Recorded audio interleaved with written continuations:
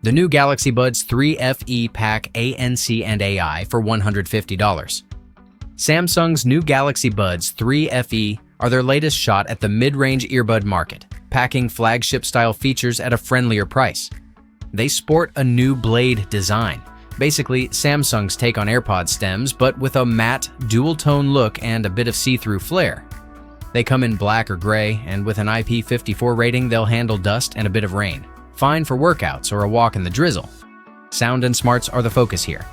The Buds 3 FE feature bigger drivers for enhanced bass and treble, and upgraded noise canceling for a quieter commute or cafe. Voice calls improve via new mics and machine learning to filter noise. The big party trick, Galaxy AI offers real-time translation and hands-free commands, seamlessly switching between Samsung devices without effort. Battery life is solid, up to 6 hours with ANC on, 8.5 hours off, and up to 30 hours with the case, which beats some pricier Samsung Buds.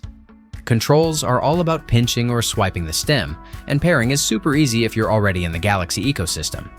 They land September 4th for $149.99 in the US and a few other markets. No pre-orders, so you'll have to grab them when you see them. If it helps, Samsung will remind you when they're out too.